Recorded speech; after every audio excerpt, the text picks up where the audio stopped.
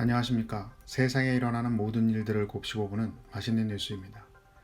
오늘은 5월 말에서 6월 초에 나온 일본 내 다양한 기사들을 살펴보고 그것을 통해 바라본 일본의 현 상황에 관해 이야기해 보겠습니다. 요즘 일본의 포털 사이트에 뜬 헤드라인 뉴스를 보면 일본이 맞는지 싶을 정도로 한국 관련 기사들로 넘쳐납니다. 매일같이 당교하자며 떠드는 사람들이 많나 싶을 정도로 뭔 관심들이 그리 많은지 모를 정도입니다. 요즘 일본에서 나온 한국 관련 기사들의 몇 가지 논조를 보면, 첫 번째, 미중 사이에서 줄타기하다 미국에 버림받을 거다 라는 자기들이 못하니 미국이 대신 때려줬으면 하는 기사와, 두 번째, 겉으로 보기엔 멀쩡한 한국은 속은 골아터져 경제위기에 봉착해 있다라는 한국 경제 붕괴론을 주장하는 기사. 세 번째, 강제징용 피해자 보상을 위한 한국 내 일본 기업 자산 매각에 관한 혐한 기사와 한국은 이미 유리와 같거나 우리를 넘어섰다라는 한국에 대한 대처 방안에 관한 기사가 있습니다. 물론 이런 기사들 밑에 달린 댓글은 모두 혐한성 댓글로 처음부터 끝까지 혐한 글들입니다. 참고로 윤미향씨 관련 기사도 많지만 경제 외교 부분 이야기라 여기선 논외로 하겠습니다. 일단 처음 말씀드린 첫 번째, 미중 줄타기에 관한 일본의 심리를 살펴보면 이번 홍콩법 개정을 둘러싼 미국과 중국의 대립은 정치 경제 할 것 없이 전 세계 모든 국가에 영향을 끼치고 있습니다. 한국과 일본 모두 예외는 아닙니다. 홍콩 사태 이전에 일본은 C19 대책까지 밀어가며 시진핑 방일에 온 힘을 쏟았지만 결국 무산이 됐고, 이후 바로 트럼프에게 미국에 남는 인공호흡기 1000개 사겠다며 딸랑거리고 방일 안 해준 중국의 홍콩 일국양제를 지지를 발표, 현재 시진핑의 분노를 사고 있죠. 우리나라 또한 동맹국인 미국과 막대한 수출국인 중국 사이에서 힘들게 균형을 맞추려 노력하고 있습니다. 지금 세계의 경제 질서가 그렇듯 한 나라를 버리고 한 나라를 택할 수 없기에 모든 나라들이 자국의 이익을 최우선으로 움직이고 있는 것입니다. 전 세계 모든 나라가 하고 있는 줄타기를 마치 자신들은 안 하고 한국만 하고 있는 것처럼 말하고 있습니다. 힘으로 한국이 안 되니 누가 좀 대신 때려줬으면 하는 소리가 들리는 듯합니다. 두 번째 기사는 겉은 멀쩡 속으로 멍든 한국 경제라는 기사인데요. C19 사태로 인해 멀쩡한 나라는 한 군데도 없을 만큼 요즘 모두가 어려운 시국입니다. 그런 시기에 전년과 한국을 비교하며 한국은 망해가고 있다고 말하고 있는 기사들입니다. 이런 기사들이 많은 건 그만큼 일본이 어렵기 때문이란 생각입니다.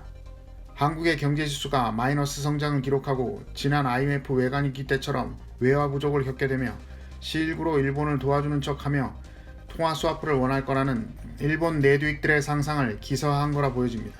또한 과다한 국가 부채로 결국 경제가 붕괴될 거라는데, 아니 무슨 기사가 소설도 아니고. 실제로 IMF에서 발표한 성장률을 보면 우리나라는 마이너스 1.5%, 일본은 마이너스 5.6%인데 어찌된 논리는 우리나라가 더 위기이고 외환보유고는 약 4,700만 달러로 역대 최대치에 12개국과 통화 스와프를 체결 중인 지금을 어떻게 IMF 금융위기 시절과 비교하는지, 그리고 2019년 IMF가 발표한 OECD 35개국 국가 부채 순위에 따르면 우리나라는 GDP 대비 37.92%로 26위이고 일본의 273.13%로 1위인데 한국은 일본에 비해 약 6분의 1 수준인데 우리나라가 부채로 망할 정도라니 정말 어이가 없습니다. 이런 기사를 믿을 만큼 일본인들은 경제 개념이 없는 것일까요? 세 번째, 일본 기업 자산 매각 시 두 자릿수 경제 보복이라는 내용인데, 지금 일본의 상황이 그리 좋지 않은 것이 트럼프가 중국을 압박하려 우리나라를 G7에 초청을 했었죠. 이 소식에 깜짝 놀란 일본 정부는 러시아까지 끌어들이며 국제법을 위반한 러시아, 한국 등은 절대 G11에 들어올 수 없다는 입장을 고수하고 있습니다. 그런데 이 입장이 일본의 발목을 잡고 있는데요.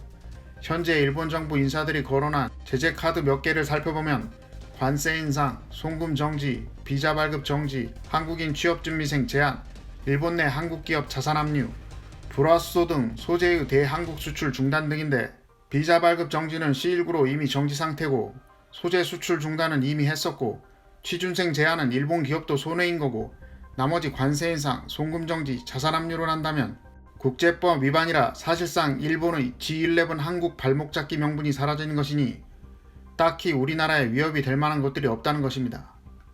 반면 우리나라의 지소미아 카드를 살펴보면 일본 언론에서 미국 때문에 꺼내기 힘들 거라 말합니다. 맞습니다. 조금 껄끄럽죠. 하지만 처음 지소미아 문제가 나왔을 때와 상황이 조금 달라졌습니다. 우리로선 일본의 요구사항 3가지를 개선했고 5월 말까지 결과를 말해달라고 통보도 했었죠.